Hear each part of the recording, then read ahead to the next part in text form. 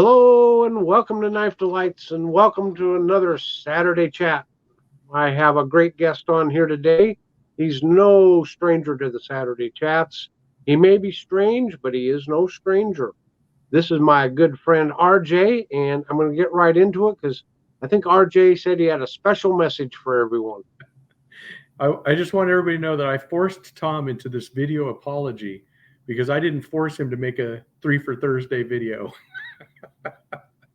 If you see me holding up a blue pen, I'm under duress. Oh, that was fun, RJ. That was fun. That was fun.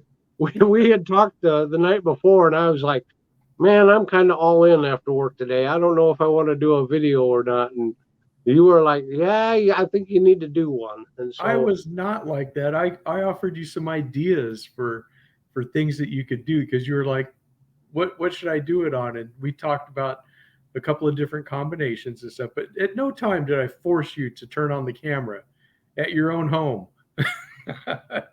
And then you're up here, RJ. You forced me. So I'm living there rent free. You're living there rent free. That's right. Nice. It's like in the cartoons, little RJ on my shoulder, do a video. No, we were kicking around ideas because for the viewers there, sometimes you go to make a video and you're just like, I'm not sure, especially when it's like an open tag, I'm not sure what knives to show. I don't know how to present them. I'm not sure what I want to talk about. And sometimes you just kind of draw a blank. And RJ was kind enough to talk me through it there Wednesday night for my 3 for Thursday video. And lo and behold, I actually called RJ a genius, which I retract at this point. What? Wow. That hurts. Oh, come on. I know. I'm just kidding. But I called him a genius because we'd come up with a brilliant idea for 3 for Thursday, and I was getting my knives out. And then lo and behold, I find out Big J's tagged me on a special, what was it, fixed blades that you carry, or 3 fixed blades that you carry or something. Yeah, it was three fixed blades that you carry. And as soon as I saw the video on Thursday morning, I was like, that sneaky Tom, he called an audible. I did. I didn't even call and get permission, did I? Nope. Well, you can blame Big J for that one. Oh, that's fine. If it was a tag from Big J, then you got a perfectly good excuse. Yeah, you got to do it, man. Oh, and congratulations on your win on Tobias's, Fun Knife Friday, and then through Singing Toad. That was pretty awesome. Hey, not only was Tobias, very gracious to have that giveaway, but for Singing Toad to pay it forward and say send it to me. Singing Toad, I hope you catch this. Thank you so much. That was very thoughtful of you. I really appreciate it. That was a really very, very cool thing to do. It sure was. I can't thank him enough, and I'm sure after I receive my prize, I will be thanking him some more. Yeah. Which last week I didn't get a Fun Knife Friday video done this week, but last week I did it or 2 weeks ago was it now? I've lost track. But I had the little Cutmaster Peanut, the little 2-bladed Cutmaster Peanut. Yeah. I announced it to have it as a traveling knife, and I got that in the mail to J.O. Ventures this week. He should have it on Monday, I think. He's agreed to make a little slip for it, and he said he was going to experiment and try something new for it, now, which is cool. Oh, that's exciting. So before I forget, any channel that would like to participate in the traveling knife, please get a hold of me, either on Instagram, same name, Knife Delights, or send me an email, knifedelights@gmail. And what the traveling knife is it travels from channel to channel, and every channel, they do their own unique review of the knife, and it's a way to meet other channels. And you usually send a little swag, nothing spectacular, but just send a little, swag along, and it just I think it just helps introduce everybody. But back to Singing Toad. I wanted this traveling knife to maybe be an international traveling knife. So Singing Toad said, well, we got bad news on that today. What's that? The Canadian Border Services. They put out a thing. There's a video that was put out that basically no folding knives are going to be accepted internationally into Canada. Really? The only folding knives they're going to be able to get are just what's inside the country and from their own domestic makers, and that's it. They're not going to allow that through the border. So they just changed that regulation. Oh, it's absolutely horrible. The way they're doing it, and I think it's completely wrong, is they're saying that if it's a knife that they can open, so they have it so that the tip is exposed, but then they grab it, and if they can, swing it and it will open up, that's considered a gravity knife, and that's or a centrifugal knife, and that's basically verboten. And so right now nobody knows what's going on, but as far as I know, the CBSA is turning away all shipments that have knives in them. So it's just bad stuff. Oh man, that's horrible news. Well, okay. I'm going to still hold out a little bit of hope because we were going to let it travel around the United States first, and all the channels here, which could take, the last knife took like 9 months to complete its journey. So maybe a year from now, it might still be out there traveling. Maybe we'll have better guidance. Maybe they'll change their minds. Maybe. In the meantime, for anyone living in Canada, all you channels up there, I've been wanting to send a knife to some channels up there. Now it sounds like I can't. I know like Canadian Tire, which is their version of like Walmart almost, I think. That they sell more than tires. They sell sporting goods, and that's one of their places they can sell knives, I guess. But I don't know with the exchange rate and how can we use a credit card here to purchase something up there to be sent domestically within Canada. I don't know how that all works. So anyone that would have some information on that, I mean, if we have to, buy the knife in Canada to have it shipped within Canada, that's what we're going to have to start doing because, that's a terrible shame. Yes, I completely agree. It's just such a horrible move because the knives that criminals use are not the knives that people collect. No. So I mean that's the whole thing is that nobody and they're not even like allowing them. They're not making it differentiate between a modern knife and a traditional. So I don't know how that's going to go. It's really it's a mess, but I don't know that there is enough willpower to get that overturned. Wow. Boy, that's a downer. Yeah, it is. Sorry to bring in the bad news, but at the same time, we can't. Well, we got to talk about it, though. We have got to. We do. It needs to be aired out, and it's a warning for us in the U.S. Oh, yeah. Because we have to protect our rights as well. Yes, we do. I hate to get political, but but if we're not going to stand up for our freedoms, they will be taken away from us. Absolutely.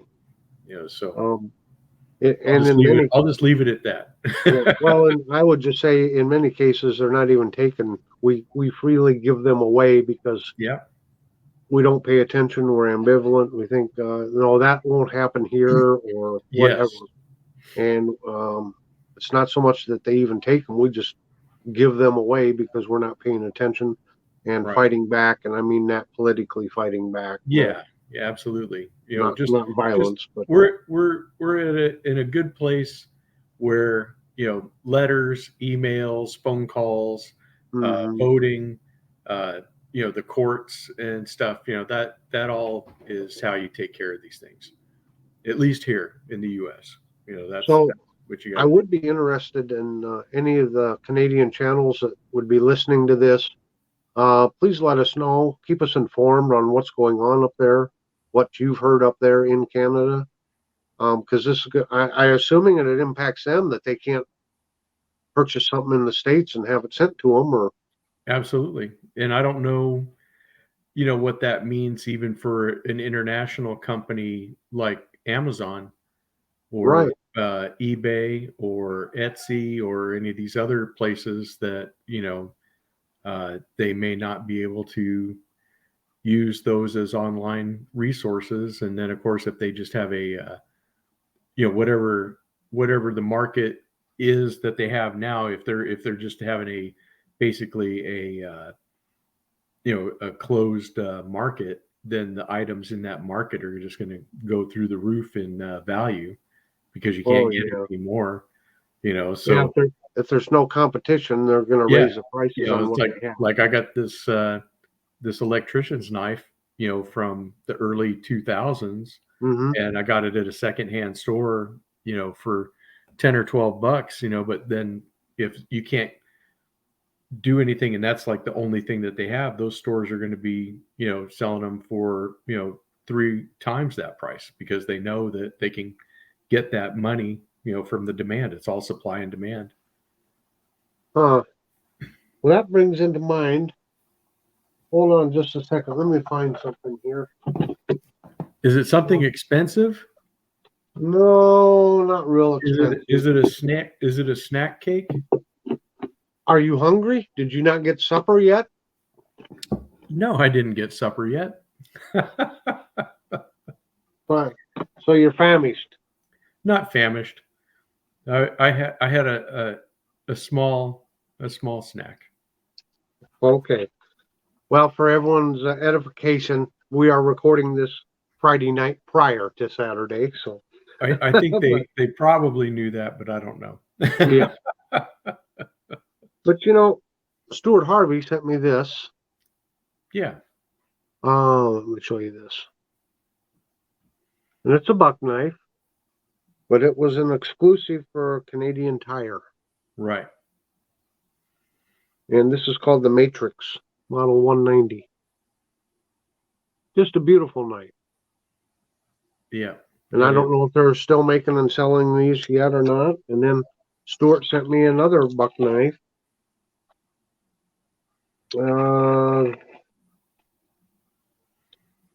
This is the 253 Durham. And Yeah. again, another Canadian Tire, I think, exclusive. Mm-hmm. Wonderful knives. Yeah.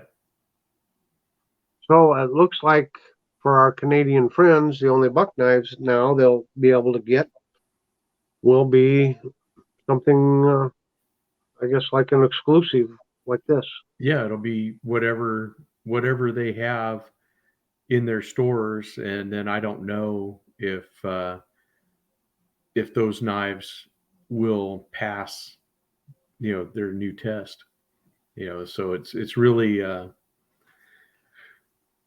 unfair, and it's something that shouldn't happen. I mean, I don't live in Canada. I don't listen to the news from there, but I don't know that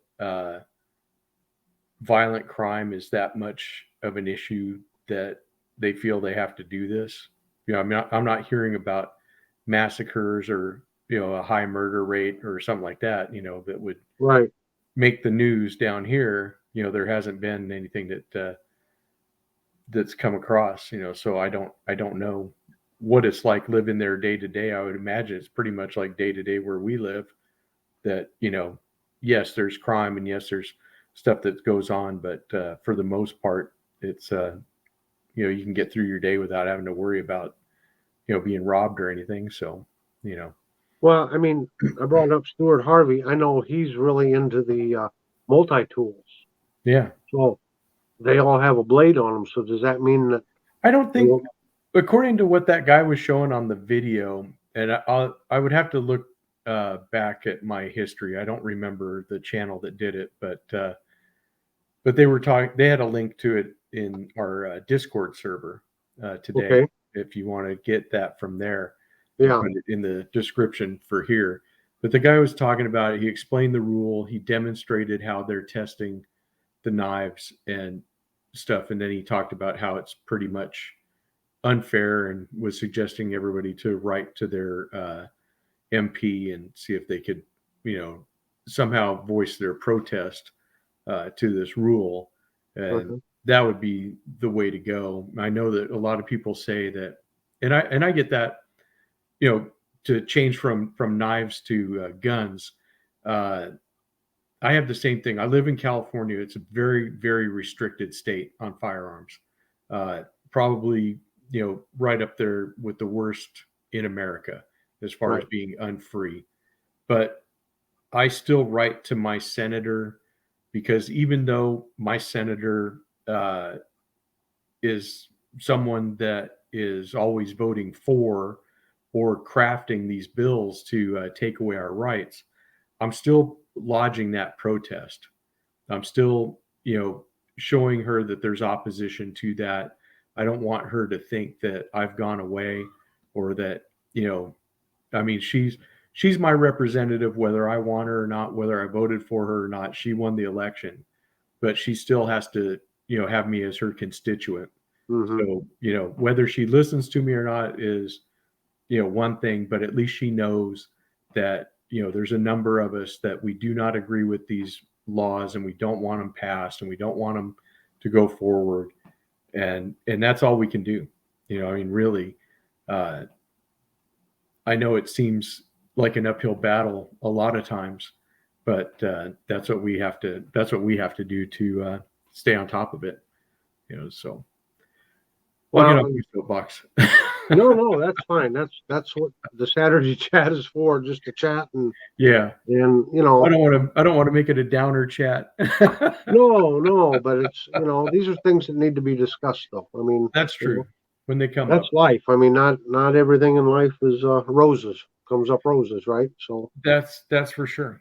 That's for sure. So yeah, if you're in Canada and you happen to hear this, I would urge you to, as RJ said, write your MP. Yeah. Write them, call them if you can, leave a message with somebody, and go all the way to the top. I know that, we're able to contact the White House here. I'm sure you can contact, your parliamentary buildings and Trudeau and all that other stuff. And I would hit them with as many emails and phone calls if you can get a group together and do group emails and stuff. Paper letters. I heard that those actually make more of an impact in the Senate in the U.S. So if you actually take the time to, write it down, put it in an envelope, all I can say is that, without any of these things where you're contacting them, remember to, be polite, be succinct, and, state what your, complaint is, and then, and then sign it off, with who you are and stuff. And, even put in a PS, that, hey, I'm going to remember this the next election cycle, right. And let them know that, your vote counts on that, because really all they want to do is just stay in power. So they really want those votes. They really want to solidify their position or their career. If they think that you're, possibly going to vote against them, because that's really all they do up there all day is count the votes. Yep. Do we have votes for it? Do we have votes against it, or whatever? And that's what we have to do in just to try to. I know a lot of times it just seems like you're spitting in the wind, but that's the tools that we have to try to peaceably change these laws or craft them to where they're in our favor rather than not, so that's my advice. Well, and that's very stellar advice too. I would think I'm assuming they're stopping all of them, because first they have to define what they're going to, in the future they have to define. And since you brought up firearms, especially in your state, when they try to define what they're trying to ban, Right. and the ink isn't even dry on the bill, and some companies come out and manufactured something that totally I totally makes it legal, you know. I know. So then they get mad, so then they write another law to cover Right. that, and then someone else makes a little $10 modification. Capitalism is wonderful, isn't it? Yeah. So, you get back to multi-tools, okay? Sure. So they have a blade on them. So Well, the thing with them, I are they don't gonna know. I didn't grab a multi-tool, but I mean, the thing with them is that the blade is generally inside the handle. So you have to unfold it to get to, like, say it's a Leatherman, you're unfolding the handles, to get to the pliers, or some of them you can open on the outside. I guess maybe they could, yeah, because they okay? have the ones that are on the outside of the handles. So Yeah, so this I don't know. this is a good Yeah, good time to bring this up. don't give them any ideas, Tom. You muted yourself. Boy, It's great that you do that on the screen itself, or on your own channel. You mute I yourself. I need a producer.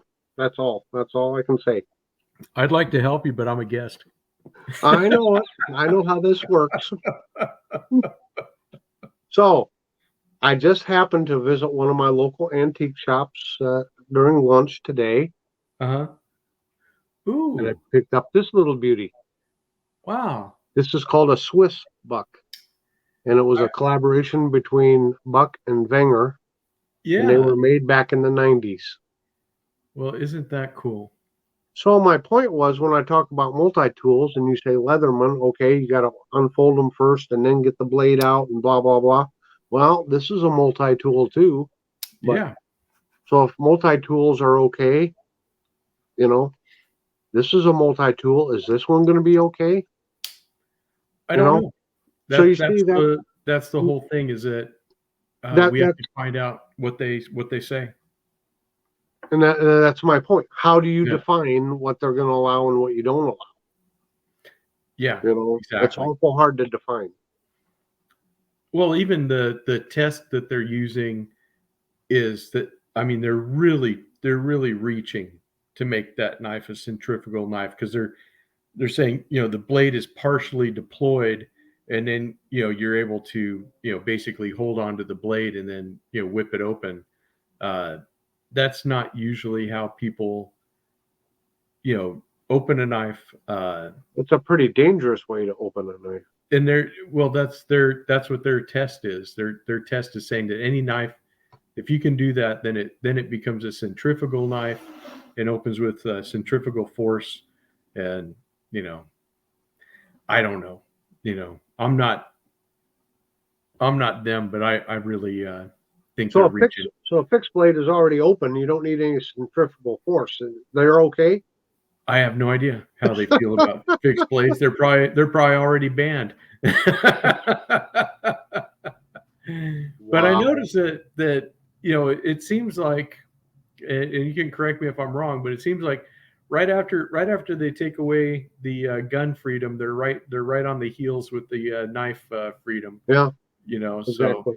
So that's the thing that's sad about it, is that they're always trying to disarm the people, even if they're not armed with anything that they would have to worry about. Myself, I don't think so. Yeah. But, Which, while we're talking about this, we do have a nationwide organization here called Knife Rights. Mm-hmm. I'll try to remember to get the link to Knife Rights down in the description box below. Yes. Folks, this is exactly what we are talking about. Knife Rights has been able to go into several states and get some state laws actually repealed on some of them. And they're out there fighting for, as they say, our knife rights, because there's a lot of stupid laws out there on the books. One of the ones that they're trying to fight now is that the national switchblade law. Yeah. They're trying to get rid of that, so that would open up so automatic knives don't have a stigma. we've talked about balisongs and automatic knives and stuff, and they're no more or no less dangerous than any other knife that you could have. No, they're associated with the gang wars and the violence in the 50s with the gangs, and so they got a bad reputation, and so everyone thinks that they're some sort of an evil kind of knife. They're not, as you said, they're not any different than any other kind of knife. So that's right. So we have knife rights. You can send them $10. I mean, everyone has, I think, can squeeze away $10 to send them. When you talk about fighting for your rights in this manner, a lot of times they have to hire lawyers,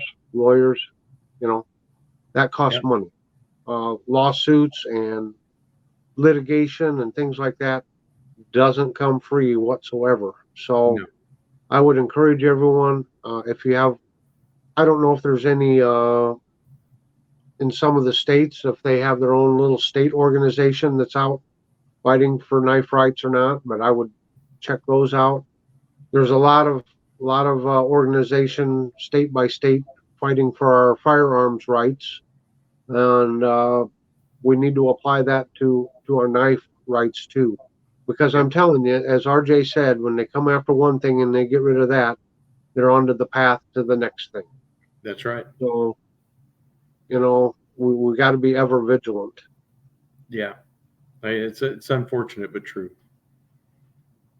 So again, we would love to hear from international viewers, whether it's from Canada, the UK, other European countries, Asian countries, anywhere you are. Yeah, Australia, Central, South America, it doesn't matter. Any international viewers here, we'd love to hear what your knife laws are and maybe what your movement is to try to get those repealed, or because if nobody speaks up, if nobody says anything, and it's always, well, he'll take care of it for me, right? And that guy's thinking, well, that guy will take care of it for me, and that's how I say we kind of give our rights away. It's true. So, well, how about something a lot more lighthearted? Sounds good to me.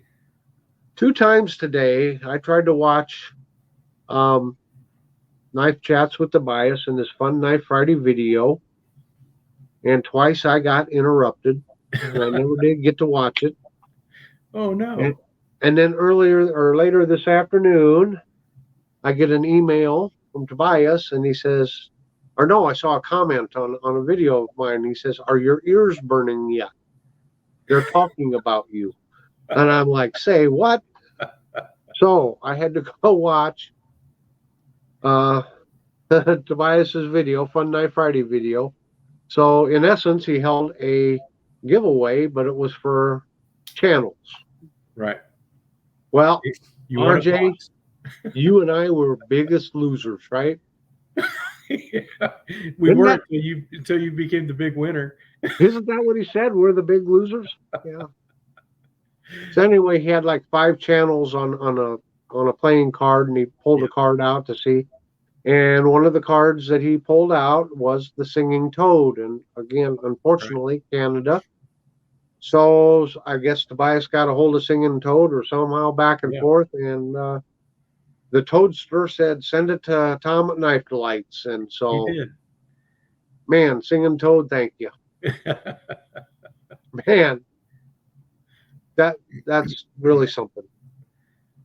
It really made my day. And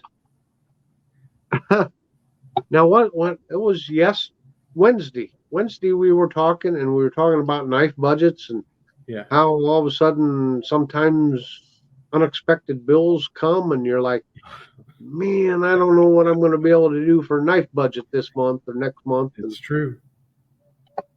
So but here I sit tonight, able to find a very inexpensive, nice buck here.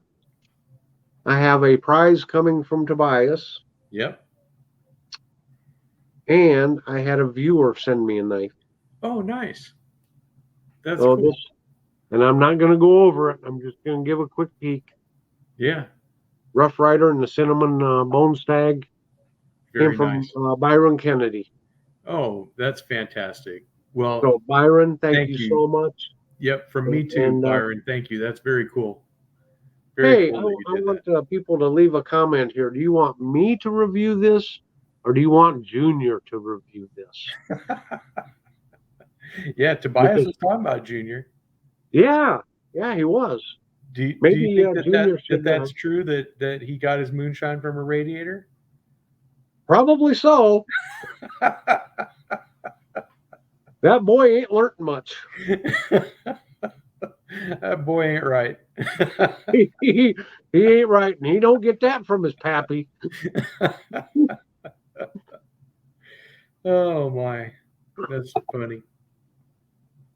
So, do you got any knives handy that you'd like to share? Sure. Yeah, What do you got? I'll show you. If you guys have been following me on Instagram, I actually have a knife that I got for Father's Day that I haven't reviewed yet. Ooh. So if you want to bring me up full screen, I will show you. And it's this guy here. American Workman. American Workman series. This is the large Stockman. Yeah, so review will be coming for that this next week. So I won't go into all the features, but it does have all three blades. And I want it done by Sunday morning. You'll have to talk to my boss. Is she home tonight? Can you bring her on and I can talk to her? I don't think she wants to be on YouTube. Okay. Sure. No, but those have the red synthetic handles for our covers, right? It does. It does. It has the red synthetic handles. It's got the Old Glory shield, which I think just is fantastic. It is. And, just a really wonderful knife. I'm almost sad to say that I've been carrying this thing for a week, and could it actually knock the yellow trapper out of my pocket? Ooh, that would be a big thing, wouldn't it? It sure would. That would be historic. It could. I'm going to say that it's something that it could happen, but I don't know. We'll have time. We'll have to see what happens with that one. But yeah, I grabbed that one. I don't know. The patina doesn't really show up as well on the camera as it does there, but if you can see that, there it does show. Oh, I can see it. Yeah. Yeah. So I've been putting patina on this one so that so Richter can be happy with me. Is that a particular kind of oil? Do you put patina oil on it, or? No, this is the patina oil that I've been using is steaks, chicken, ribs, any kind of barbecue that I've been eating. That's pretty much, I alternate which blade on which barbecue so that they kind of get an even patina. There you go. I'm so messed up. That comes from licking the blades, I think. It does. You gotta get the sauce, right? That's right. What else you got for us tonight? Lately, since they had that list on the Smoky Mountain Knife Works of the most popular ones, and the camp knife was the most popular. Yeah, I've been looking more and more at camp knives. This is the Marbles GI camp knife, but it has the eagle beak can opener, and of course this is a reproduction knife, but it's got the cap lifter and the screwdriver. But I've been looking at these to see how handy they are, and if I would actually put one into my EDC. I don't know. Sure. But they got the nice spear blade. They're just like and this one has the awl or punch. Mm-hmm. Also, I don't know that I need all these tools on a daily basis. They are kind of handy to have with you. But, it's just that's the thing, is that I guess once you carry it, it's like a Swiss Army knife. You carry it, you find reasons to use a particular tool or set of tools. Absolutely. Do your thing. Yeah. But yes, I'm no stranger to the Stockman. Like I said, I brought out my old 34 OT that this one replaces the one I carried as a teenager. Mm-hmm. And but I carried this knife, or actually one of its stable mates, for years. That was basically what I carried. So Yeah. they're still good knives, and like I said, I had kind of explored other patterns in the traditional knives, and I was kind of not ignoring, but not really uh, pursuing Stockmans, I guess, Mm-hmm. would be the way to do it. But I found it interesting. If I go look at the used knives that I get, uh, I tend to buy used Stockmans a lot. Mm-hmm. Yeah. Yeah. That's something. So it's in the back of my noggin, that they're really good and useful knives. And I know lots and lots of people carry them. I was actually surprised that the Stockman was not on the list of the top 5. Well, I think it was just knives. early sales data. Yeah, I think so too. I think if you went through the whole year, but like this, the Buck 303, Mm-hmm. that's another one that I bought secondhand, and Yep. Great knives. absolutely. Yep. I'm going to argue with you about this knife though, the Buck Stockman, Okay. and the argument goes like this: is that they say that they've put the sheep's foot blade in the center so that it had more strength on the bolsters. And my argument is that if you're basically taking your blade and you're putting force laterally, either way, one side or the other, you're probably not doing the right thing with your knife. Just putting it out there. But it is at a 90-degree angle because they don't have to bend it to make it fit. Well, that's so true. that strengthens it also. Yeah. So especially when you're making pull cuts and things like that. Well, this one is actually not too bad. This is the old timer. So although the blade is kind of bent over a little bit at the end, it's not. It doesn't look like it's completely like unsupported or something. But hey, that's just me. That's just you. I could be wrong. Let me know in the comment section below what's going on. Is RJ full of beans, or do I know what I'm talking about? Hey, you know what you're talking about because everyone has their own preferences. You know what? At the end of the day, it's whatever works for you. You're right. I just want everybody to work safely with their knives. Absolutely. Let's keep the Band-Aids to a minimum. Although I always keep them handy. That's true. I got to do this though. Okay. While I still have it, because I'm assuming someday he wants me to send it back. I mean, another guy sent me a knife to use and review, and then rumors started that I broke the blade on it and I lost it, and I was never returning it. I think some of those rumors originated from someplace in Iowa, but I'm not sure. While I have this gorgeous, delightful knife, you can't see. It says USA. I'm sorry, there it is. There it is. USA. This is an engineer knife made by Camillus. Yeah. And the nearest I can figure it out, it was, mid-war or prior, 43 or 42 or prior when this was made. And this came from Big J. And Big J sent this to me to let me do a review. And I do have a full review on this one. But you talk about patina. Look at that natural. I know. That natural, even patina. That knife got me so excited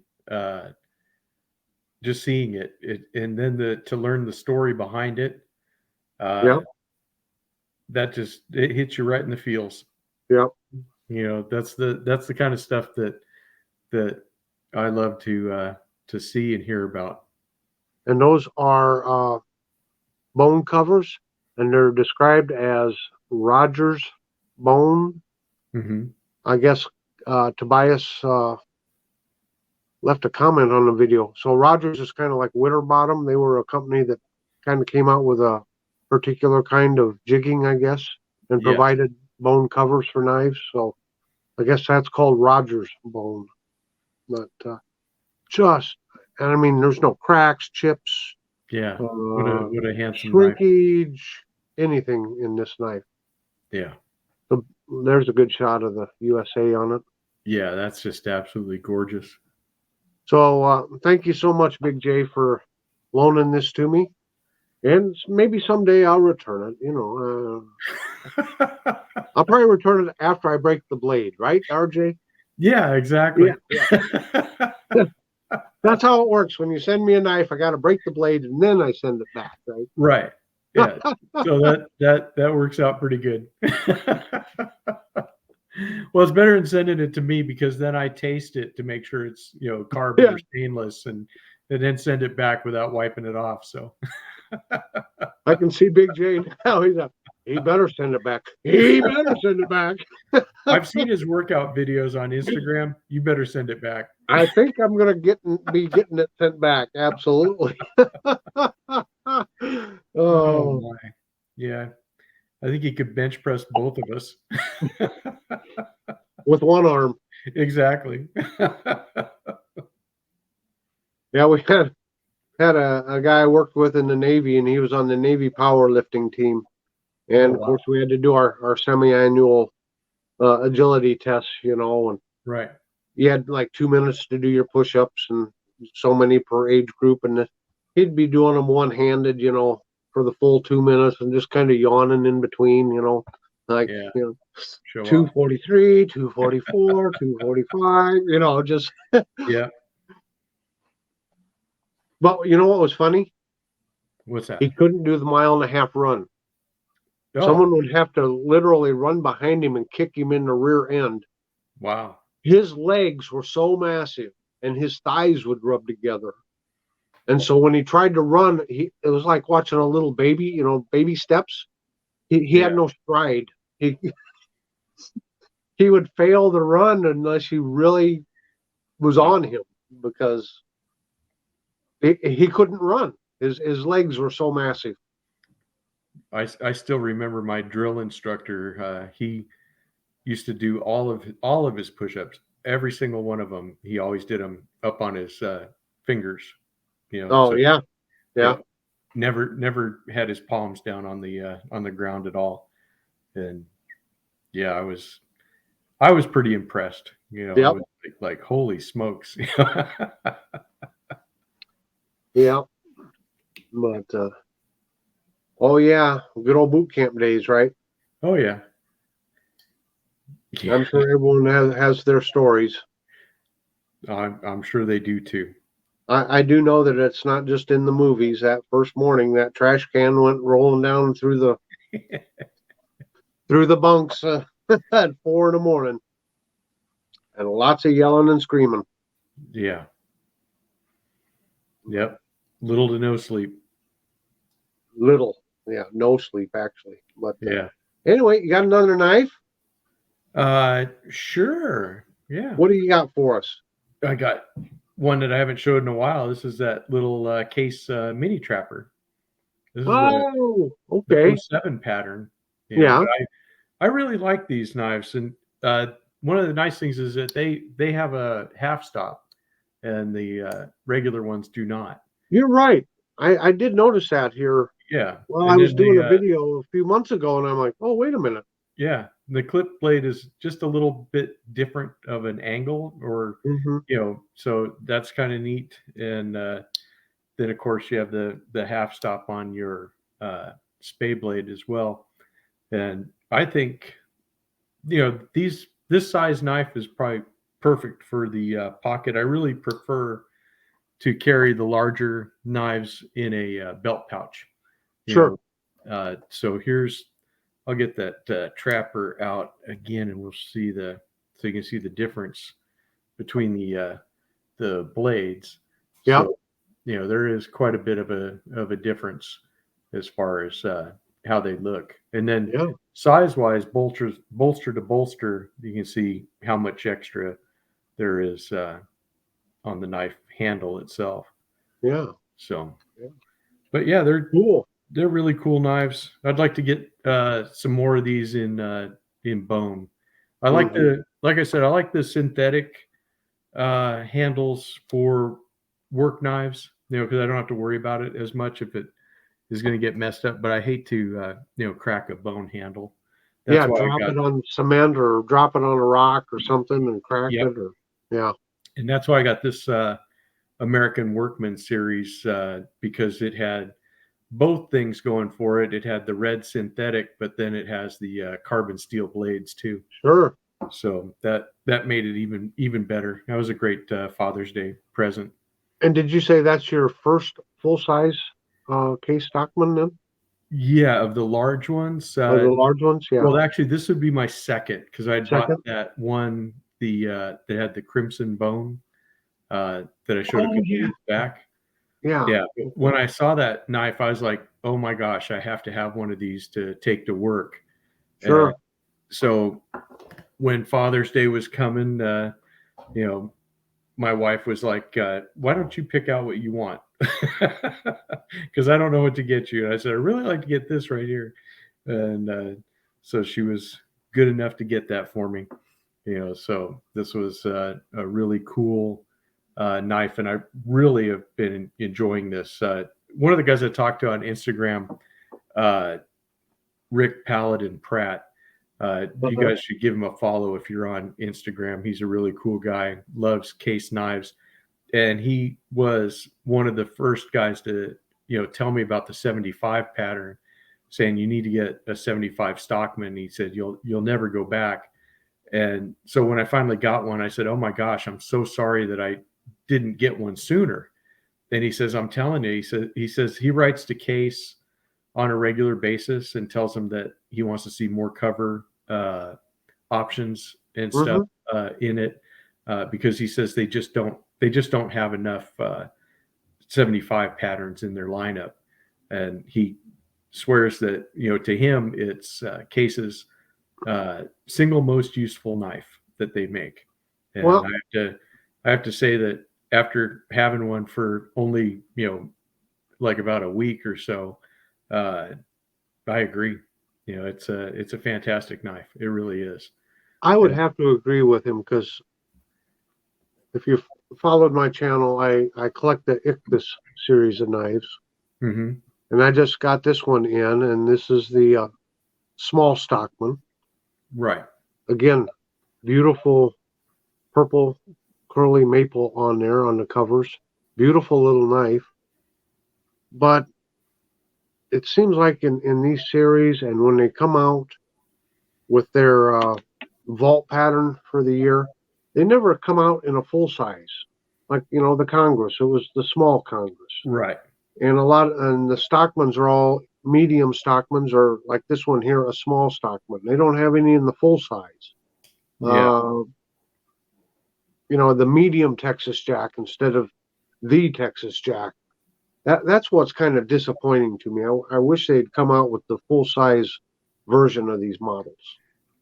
I have a theory on that. I don't know how true it is, but I think the collector market, for the most part, they're not the user market. So Right. a full size knife appeals to me and to you because we're taking our knives to work. We're using them as tools at work. Whereas collector, they're probably just happy just to have the smaller ones because maybe they can fit more in a case or they can fit more in a display or Yep. or whatever, or depending on how you're, because we talked about the rabbit hole you can go down with Case knives. I Oh mean, yeah.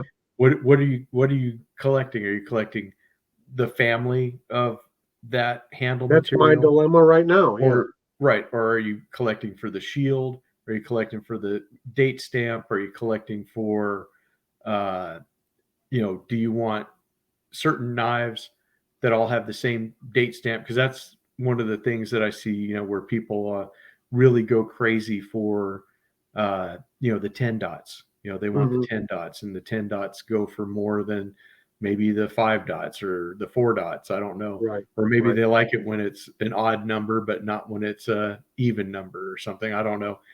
I'm not a date stamp collector, so Yeah. Yeah. I'm not sure. But Yeah. for me, it's Everyone like, has their little thing. right. I do look for, like, when I'm going to buy a case knife, I do look at what the cover material is, but then I also look at the shield. Mm-hmm. And I think Randy, Georgia Adventurer, he's done a pocket notebook where he's drawn all the case shields that he has.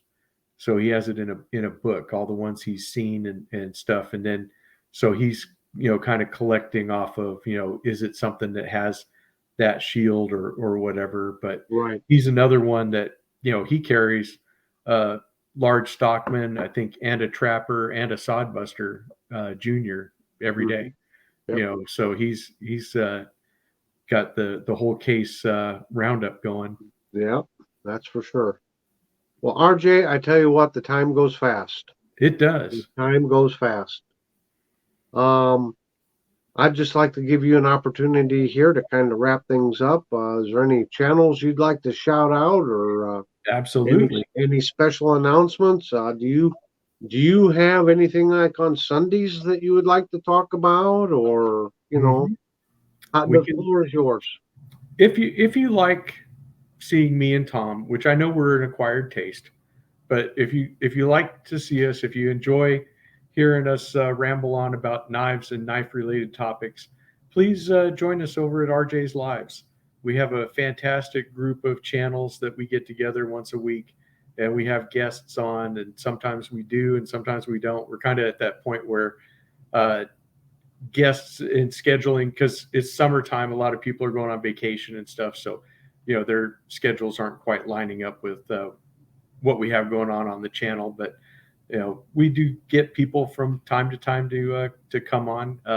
Last week was a great example where we had Joe from Messer HQ, which a lot of people have been wondering where Joe went, what happened to Joe, and he was a fantastic guest. He came on and told everybody what's been going on in his life, and I'm hoping he'll come back. Maybe once or twice, during the upcoming year, so we can just catch up with him and see what's going on in Europe. Right. So that's always fun. But channels to shout out, I need to get our boys, Richter Knives. He's right on the edge of getting to 1K. Doom Crew Outdoors, he's just on the edge of getting 1K. Somebody who is an unsung hero, a fantastic guy, been on the show several times, and that's CB Tactical. He's still hovering right under 600 subs, and that guy works hard. He should be at 1,000 already. He's got a great channel. He's a great member of the community. As a matter of fact, he gifted me this little Marbles GI knife. He's just a wonderful person. In fact, CB, if you're watching this, I'm going to talk to you about coming back as a guest. But yeah, we need to get him on there. Then of course there's Last Chance Knives, Rasputin's Castle. We need to get some guys on there. Tell them that Tom and RJ sent you. If you go sub there in a comment on their video, tell them that we sent you. Let's hope that we can get these guys built up in their numbers and all this other stuff. If I forgot anybody, don't worry about it, because believe me, we'll get you shout outs. Oh, absolutely. And we kind of tend to gravitate to those that are ready to reach a milestone or preparing for a milestone to help them get over that hump. And what's fantastic is, they'll make that milestone, and then they'll turn and they'll start, helping a smaller channel along. That's right.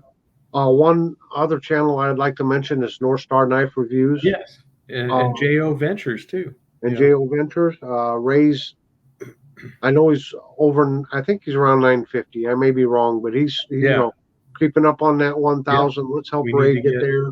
Yep. JO Ventures should be, I think he's over nearing 700, I believe. Yeah. So there's a couple more channels. And folks, we could go on all night naming wonderful channels. There's so many great channels. If we missed you, we'll get you out there again. And actually, this is a good point. If there's any channel that would like to be on Saturday Chat, why send me an email, again, at knifedelights@gmail.com. I'll get you scheduled on here. It's easy to do. Don't be afraid.